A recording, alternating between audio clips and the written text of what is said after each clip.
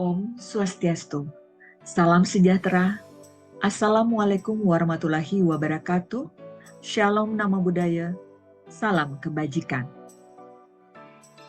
Perkenalkan, nama saya Dr. Putu Erika Paskarani, spesialis patologi anatomi. Saya merupakan salah satu dosen tetap pada program studi spesialis patologi anatomik di Fakultas Kedokteran Universitas Udayana. Pada kesempatan ini, izinkan saya menyampaikan pernyataan diri dosen dalam unjuk kerja Tridharma Perguruan Tinggi atau PDD UKT-UKT pada salah satu mata kuliah yang saya ampu, yakni mata kuliah Teknik Histopatologi Fiksasi. Pada video yang saya paparkan tentang rencana perkuliahan semester atau mata kuliah Teknik Histopatologi yang terdiri dari deskripsi mata kuliah, capaian pembelajaran, bentuk dan metode pembelajaran, bahan kajian hingga indikator penilaian atau asesmen yang digunakan pada mata kuliah Teknik Histopatologi Fiksasi. Berikut adalah video kuliah secara daring mata kuliah Teknik Histopatologi Fiksasi. Topik kita hari ini tentang teknik histopatologi, khususnya aspek preanalitik, yaitu teknik fiksasi. Oke, saya share screen dulu. Ya.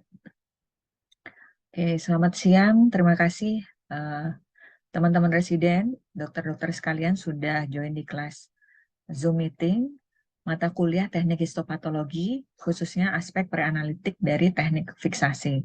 Nama saya Dr. Erika, saya bertugas di RS Universitas Udayana di Lab Patologi Anatomi.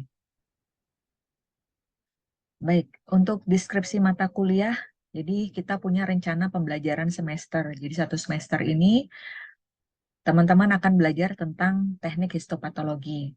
Satu di antaranya yang paling penting yaitu aspek preanalitik ini, yaitu teknik fiksasi.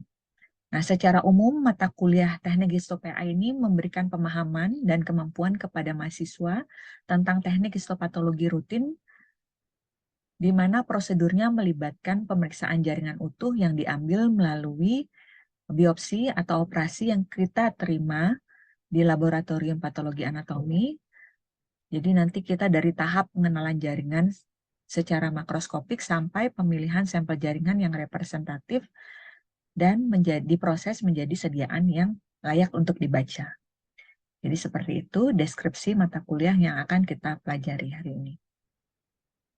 Nah, capaian pembelajaran mata kuliah kita itu ada 3, CPMK 1, 2, dan 3, di mana yang saat ini, siang ini yaitu kita akan membahas CPMK 1, yaitu mampu memahami dan melakukan penilaian aspek preanalitik teknik histopatologi, khususnya teknik fiksasi.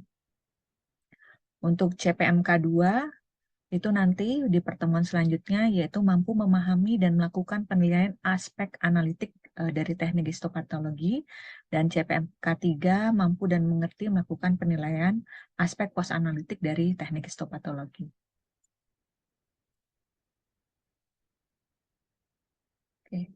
Nah, secara garis besar, fiksasi itu berada di preanalitik, fiksasi dan nanti penilaian makroskopik atau grossing spesimen.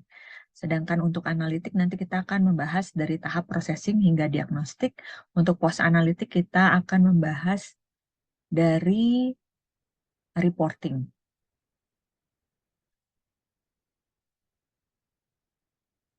Untuk bahan kajian yaitu ada referensi wajib dan tambahan, di mana referensi wajib ada modul pendidikan aspek preanalitik teknik histopatologi. Ada juga Science of Tissue Processing, 101 Steps to Better Histology, ada Preanalytic Pathological Specimen in Oncology, dan buku standar pendidikan program studi nanti akan saya bagikan di OASE. Nanti silakan di-download di OASE.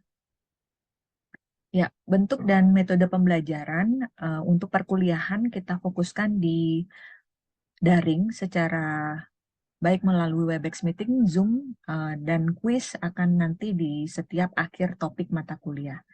Kemudian untuk luring akan kita jadwalkan untuk praktikum, teknik histopatologi, dan diskusi.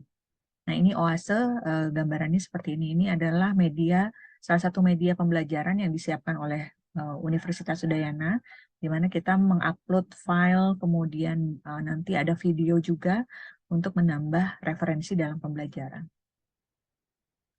Nah, asesmen untuk mata kuliah teknik histopatologi itu ada formatif assessment dan sumatif assessment, di mana untuk formatif itu melingkupi tugas kelompok, individu, dan presentasi tugas sebanyak 60% proporsinya, dan sumatif assessment itu meliputi kuis di setiap topik dan nanti ujian di akhir semester. Itu melingkupi 40%. Ya, silakan ada pertanyaan dulu untuk rencana pembelajaran semester kita sebelum kita memulai materi. Izin dok, dari Elvira mau bertanya dok. Oke. Terima kasih atas kesempatannya dokter. Untuk praktikum teknik histopatologi dimasukkan dalam kelompok yang mana ya dok? Oke, nanti untuk praktikum itu masuk ke dalam tugas individu. Kemudian nanti kita lakukan di Laboratorium Patologi Anatomi RS Universitas Udayana. Nanti tahapannya dari proses sampling sediaan makroskopik, kemudian nanti teknik embedding, sampai mencoba memotong dengan mikrotom dan mengecat manual menggunakan pulasan rutin hematoksilin eosin, sampai nanti bisa menilai sediaan mikroskopik itu sudah layak dibaca atau belum. Gitu. Ya, kira-kira sudah jelas, Dr. Elvira? Ya, Ya, sudah dokter. Terima kasih dok. Oke, kita mulai topik kita siang hari ini, yaitu teknik fiksasi fase preanalitik. Jadi tujuan pembelajaran kita siang hari ini, satu, kita harus mengetahui definisi fiksasi dulu. Jadi nanti mahasiswa diharapkan mampu menjelaskan definisinya. Yang kedua, tujuan fiksasi, mahasiswa diharapkan untuk mengerti tujuan fiksasi itu apa, kemudian mampu menentukan alat dan bahan yang digunakan untuk fiksasi, cara fiksasi yang baik, efek fiksasi, dan tips apa yang bisa dilakukan untuk memperoleh kualitas jaringan melalui teknik fiksasi yang baik. Oke, kita masuk ke definisi. Jadi fiksasi diingat itu merupakan tahap awal dan mendasar dalam pembuatan sediaan histopatologik di bidang patologi anatomi, di mana tujuannya adalah mencegah autolisis atau pembusukan serta degradasi jaringan dan komponen jaringan lainnya, sehingga slide sediaan histopatologi yang dihasilkan dapat diamati dengan baik secara anatomis maupun mikroskopik. Ya. Tujuan lainnya adalah selain mencegah autolisis, mempertahankan susunan sel dan jaringan. Jadi mempertahankan susunan selnya agar sesuai dengan apa yang histologi normalnya. Jadi perubahannya itu agar kita bisa melihat dengan baik, maka harus dilakukan atau direndam dalam cairan fiksasi yang sesuai. Selain itu, tujuan fiksasi adalah mengeraskan jaringan yang lunak dan mengeraskan bagian yang cair. Nah, ini salah satu alat dan bahan yang kita gunakan untuk fiksasi. Ini gambar tumor ovarium. Dari gambar ini yang dokter, ya silakan. Ada yang mau berkomentar? Ya, dokter Jonathan silakan. Ya dok, yang ya dok, untuk dari sediaan A dan B dok, Oke. saya kira ada yang ini dok, ada yang istilahnya ada yang tidak cukup pas ya dok ya. Dari segi Kenapa dok apanya? dari gambar yang kalau dari gambar A dok itu sepertinya jaringannya dok terlalu sempit ya dengan wadahnya dok, tidak seimbang dengan wadahnya dok. Sementara kalau untuk gambar yang B dok, tidak jaringannya tidak terendam sempurna oleh MBA-nya dok. Baik. Ya, jadi satu jaringan memakai kontainer kecil, satu jaringan kontainer besar, tapi sama-sama tidak pas ya. Artinya yang Ya, Dok. B jaringan tidak terendam, yang A pun terendam, hanya saja mungkin volume dan cairan, perbandingan antara volume jaringan dan cairannya tidak sesuai. Nah, kalau sudah seperti itu, idealnya berapa untuk volume cairan dan jaringan yang harus dipenuhi agar jaringan terfiksasi dengan sempurna. Ya, Dr. Marlon, ada di tempat?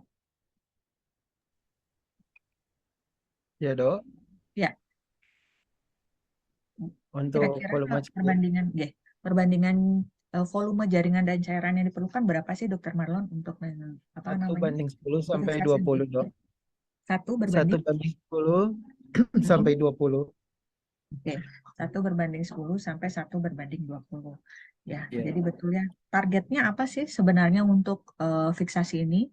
Dr. Roni, silakan. Dengan perbandingan 1 berbanding 20 itu apa sih yang diharapkan? Izin dokter, diharapkan seluruh jaringan terfiksasi sempurna, dokter. Ya, atau terendam ya. Jadi 1 berbanding 10, 1 berbanding 20 itu yang disarankan yang optimal. Tujuannya adalah agar seluruh permukaan jaringannya terendam. Ya, oke kita lanjut ya. Nah, alat dan bahan. Jadi alat dan bahan, alat tentunya kontainer tertutup.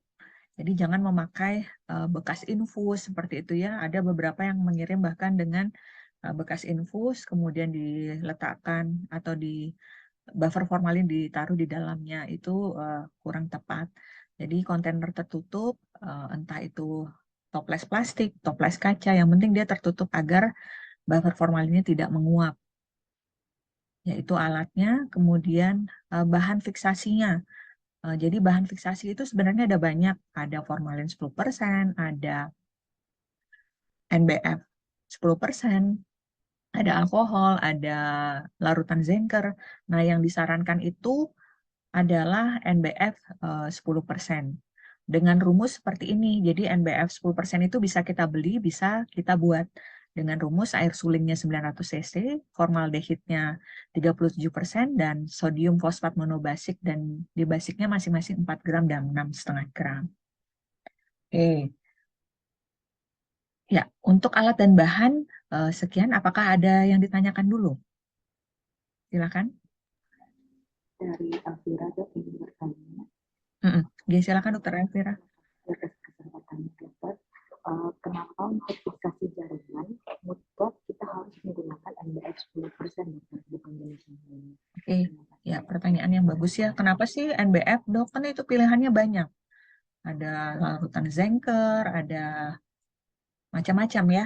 Oke, sebelum saya menjawab, saya lempar dulu ya ke temannya, Dokter Felianto. Menurut Dokter Felianto, kenapa sih dok ini harus NBF nih dok? Gitu. Kira-kira kenapa?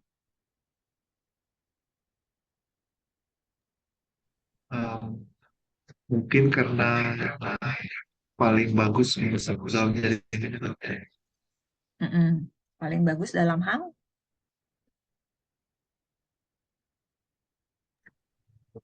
peresapan jaringan penetrasi jaringannya. Oke. Betul ya. Jadi selain dia menghasilkan kualitas mikroskopik yang paling baik, jadi larutan neutral buffer formalin ini mudah didapatkan, kemudian harganya juga terjangkau. Nah, dibandingkan larutan zinker dan lainnya, dia lebih tidak karsinogenik, jadi lebih tidak berbahaya saat terhirup maupun terkena permukaan kulit. Jadi dia sudah diteliti dan dinyatakan aman untuk digunakan sebagai cairan fiksasi yang paling pas untuk sediaan histopatologi. Ya, jadi walaupun kita terkena percikan, tetap ya harus dicuci dengan air mengalir. Kemudian karena kalau benar itu neutral buffer formalin, kalau nanti dokter-dokter sudah hands on di jaringan, kalau dia dengan neutral buffer formalin dengan pH yang sesuai, dia kadang-kadang membuat mata kita perih dan tenggorokan kadang-kadang agak perih ya. Jadi hati-hati juga tetap menggunakan APD, dan saat terkena cairan yang pun mohon segera dilakukan pencucian dengan air mengalir. Sama seperti juga kalau terpecik di mata, mohon segera lakukan pencucian dengan air mengalir. Oke. Oke, cara fiksasi yang tepat. Ya. Ya, silakan Dokter Roni. Kapan sih waktu fiksasi yang tepat, Dokter Roni, kalau dilihat dari gambaran ini?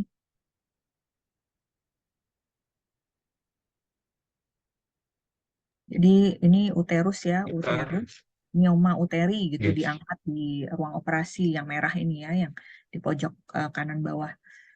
Nah, kapan nih dokter klinisi harus, kapan waktu yang pas untuk melakukan fiksasi? Silakan Dokter Roni. Baik, izin dokter, fiksasi kita lakukan sesegera mungkin atau paling tidak lebih dari 30 menit setelah jaringan diambil, dok. Ya, oke, terima kasih Dokter Roni. Ya, betul ya. Thank you, dokter. Jadi batasannya tidak boleh lebih sama dengan 30 menit.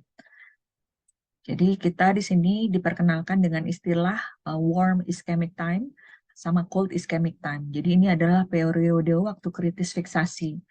Jadi di mana untuk yang warm ischemic time itu dimulai saat pembuluh darah yang mensuplai organ atau organ di dalam tubuh itu diklem atau disumbat atau dihentikan. Nah, itu dicatat waktunya.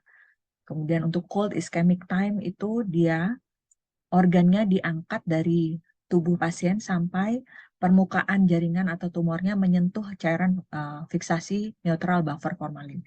Itu cold ischemic time, juga dicatat waktunya.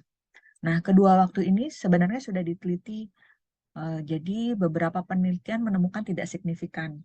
Jadi tidak diteruskan, jadi tidak ada yang mencatat secara spesifik jam berapa warm ischemic time itu dilakukan dan cold ischemic time itu dilakukan. Tapi alangkah baiknya kalau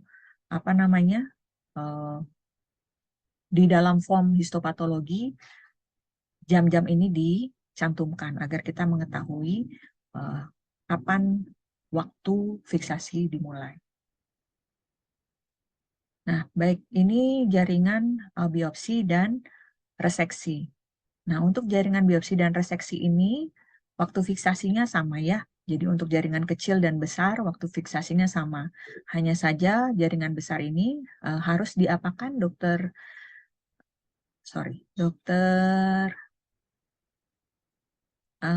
Marlon? Kalau jaringan besar harus kita apakan agar penyerapan cairan fiksasinya menyerap dengan baik? Harus di slice, dok. Harus di slice dengan ukuran 0,5 sampai 1 cm, dok. Ya, terima kasih Dokter Marlon. Ya betul, jadi untuk jaringan yang besar kita harus iris-iris minimal 0,5 cm. Jadi tujuannya ngiris-iris itu sebenarnya selain untuk mempercepat waktu permeasi dari si cairan neutral buffer formalin, jadi kita mengirisnya itu jangan sampai putus juga ya, agar bisa direkonstruksi. Jadi kita masih bisa nih mengenali strukturnya. Jadi untuk fiksasi betul 0,5 sampai 1 cm dan tidak putus. Jadi masih bisa direkonstruksi agar nanti mudah dalam seandainya nanti ada hal-hal yang kurang jelas dan akan menambah potong grossing, itu masih bisa direkonstruksi jaringannya. Nah, sebenarnya dokter di klinisi di ruang operasi itu juga boleh melakukan irisan. Cuma nanti kita pastikan dok mengirisnya jangan sampai terputus. Jadi kami bisa di lab patologi bisa merekonstruksi kembali. Jadi minimal kita bisa mengorientasikan misalnya mana yang anterior, posterior, lateral, yang mana, medial yang mana. Ya, oke. Jadi irisnya juga tidak sembarangan, itu poinnya. Oke, efek fiksasi. Kita masuk ke tujuan pembelajaran kelima. Jadi, apakah yang terjadi pada jaringan jika waktu fiksasinya kurang atau terlambat? Nah, waktu fiksasi yang kurang atau terlambat kita bisa amati secara makroskopik dan mikroskopik. Untuk yang mikroskopik dulu, dari gambar ini silakan ada yang ingin menjawab. Apa yang bisa diamati?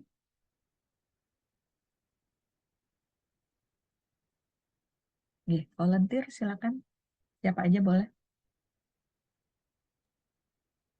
Izin dokter, kalau berdasarkan gambar, mungkin gambar yang sebelah kanan nampak dia kesannya lisis dokter. Yang ini ya. Kalau Dokter Feli untuk yang under fiksasi ini, Dokter Feli masih bisa nggak melihat struktur tubulus ginjalnya? Isi dokter udah nggak gitu kelihatan jelas ya. Kalau yang sebelah kiri kan masih bagus bulat. Mm-mm. Kalau Ya, yang sebelah artinya kanan udah mm-mm. Ya tidak secantik yang fiksasinya baik ya. Jadi pembesaran 40 kali, kuncinya adalah pembesaran 40 kali, kita lihat dulu. Wah, ini pembesaran 40 kali aja struktur tubulusnya susah dikenali. Kemudian glomerulusnya juga sudah tidak bulat, jadi sudah elongated begitu. Bentuknya sudah berubah. Yang kedua, pembesaran 100 sampai 400 kali kita baru melihat morfologi sel dan intinya. Di sini selnya, sitoplasmanya sudah membengkak. Jadi sudah membesar, ukuran selnya membesar, sitoplasmanya edematus atau degenerasi hidrofik ya, kita bisa katakan ini degenerasi hidrofik. Kemudian jarak antara satu sel dengan yang lainnya longgar-longgar, jadi bubbling, jadi berbubble begitu, seperti ada cairan di dalamnya. Kemudian kromatinnya, jadi kromatin kalau di sini kromatin intinya lebih pekat ya, hipnotik begitu. Kadang seperti lebih gelap. Sedangkan kalau di sini kromatinnya masih halus, jadi kita masih bisa melihat beberapa anak inti nukleoli.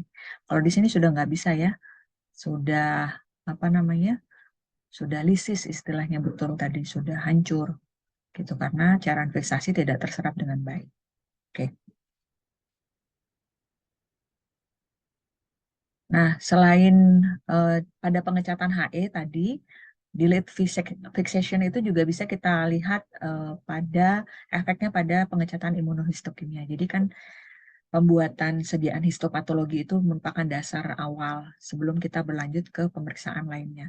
Nah, ini pemeriksaan imunohistokimia, ini ada jurnal yang meneliti bahwa jaringan yang tumor payudara yang difiksasi segera setelah dilakukan operasi. Jadi ini ya, ulasan ER-PR-nya cantik ya, coklat di dalam inti. Nah, kalau dia terlambat 4 jam, masih di inti cuman sudah agak coklat terang. Kalau dia 8 jam, masih terlihat di inti, hanya saja PR-nya sudah mulai samar terlihat, tidak terlihat cantik seperti yang segera difiksasi, yang 0 menit ini. Dan yang terakhir, kalau dia terlambat memfiksasi lebih dari 24 jam, ya lisis, sel-selnya lisis, PR-nya sudah tidak terpulas dengan tepat di sel tumornya, sudah justru di pinggir selnya. Nah, ini yang kadang-kadang, bukan kadang-kadang ya, berbahaya menyebabkan diagnosis false negatif maupun false positif pada pasien. Jadi ini efek fiksasi pada pengecatan imunohistokimia.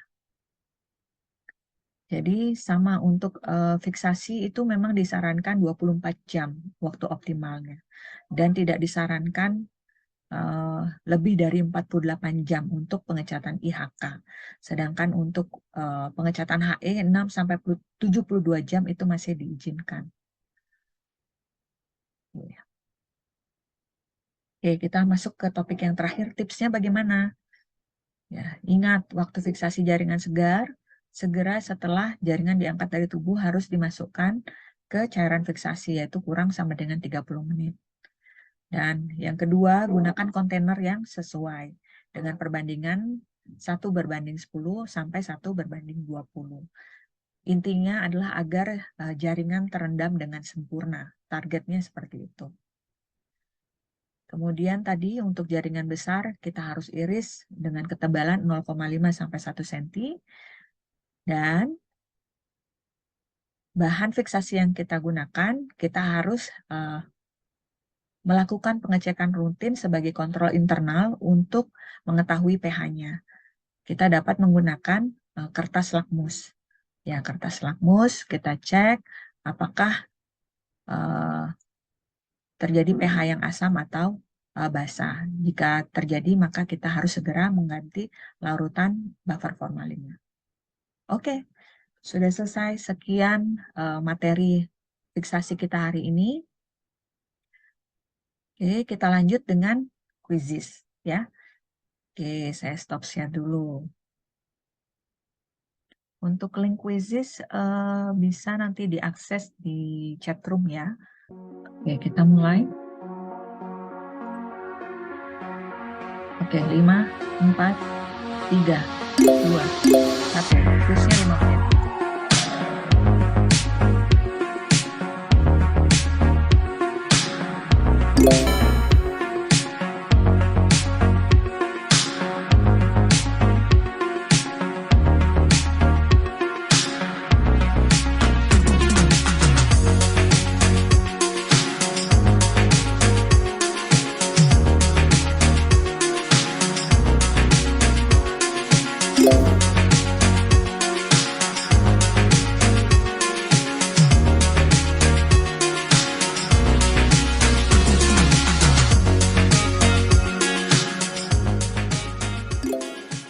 Ya, terima kasih atas partisipasinya dokter-dokter sekalian.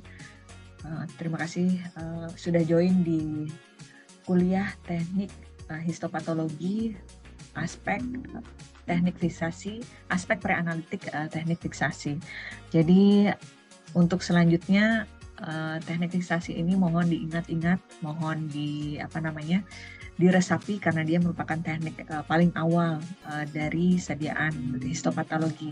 Yang menentukan bagus jeleknya ya dari proses histopatologi itu. Kalau sudah di awal tidak bagus, ya sudah tidak akan menghasilkan sediaan yang baik. Tapi namanya di laboratorium itu ada trial and error. Jadi nanti dokter-dokter sudah kembali ke daerah, sudah mengelola labnya sendiri, itu memang tidak langsung bagus, akan trial and error sampai menemukan berapa optimal suhu, berapa optimal pH, berapa optimal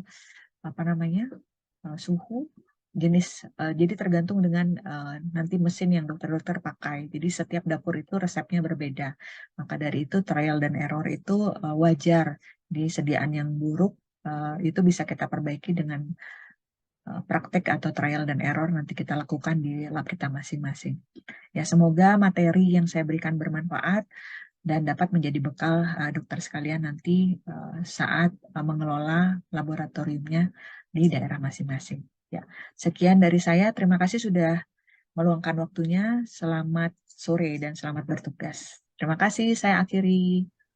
Baik, demikian Bapak Ibu sekalian, penayangan video kelas mata kuliah teknik histopatologi secara daring sebagai bagian dari pernyataan diri dosen dalam unjuk kerja Tridharma Perguruan Tinggi atau PDD UKT-PT pada bidang pengajaran.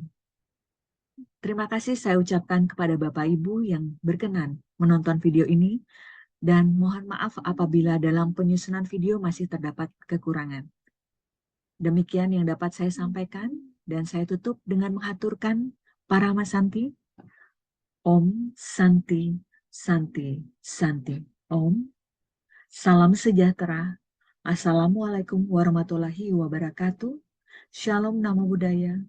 Salam kebajikan. Terima kasih.